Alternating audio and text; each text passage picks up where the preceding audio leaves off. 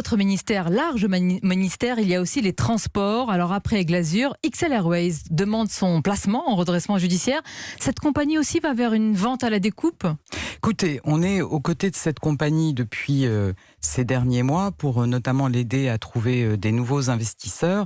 Moi, aujourd'hui, je pense d'abord aux salariés et aux passagers, donc on va être très attentifs. Jean-Baptiste Djebari, qui près de moi suit les transports maintenant, va être aux côtés de la compagnie pour rechercher des solutions, pour préserver l'emploi et pour assurer la continuité de l'activité. 600 salariés, pour le moment, il n'y a aucune garantie pour l'emploi. Est-ce que vous avez peut-être une piste d'un repreneur sérieux avec de véritables garanties apportées?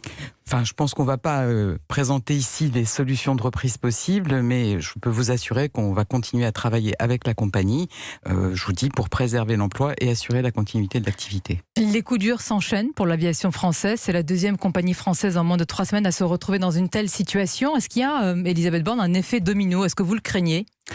Je pense que c'est vraiment deux situations totalement différentes. Elles ne sont pas sur le même marché. Et donc voilà, c'est des cas différents qu'il faut accompagner chacun avec beaucoup d'attention et c'est ce qu'on va continuer à faire. Malgré tout, ces compagnies françaises se plaignent de taxes spécifiquement françaises dans leur domaine que leurs concurrentes, Lufthansa ou British Airways, ne supportent pas. Elles se plaignent, Elisabeth Borne, d'un point insoutenable de ces taxes.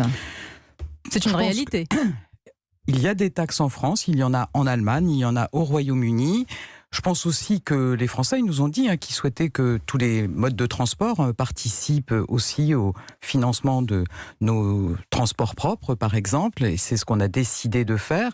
Et c'est pour ça que c'est aussi des sujets qu'on porte au niveau européen. Et je pense que Jean-Baptiste Djebari, transport ce matin, pourra le dire, qu'on souhaite effectivement que les pays européens suivent le chemin que la France trace. Contribution sur les billets. Les autres pays européens ne sont peut-être pas fous, ils ne veulent pas pénaliser la compétitivité de leur compagnie. Ils ont peut-être raison d'ailleurs. Je pense que les autres pays européens, ils peuvent effectivement penser à ça. Ils peuvent aussi entendre les citoyens qui souhaitent que les modes de transport tels que l'aviation contribuent aussi au financement de transports plus propres.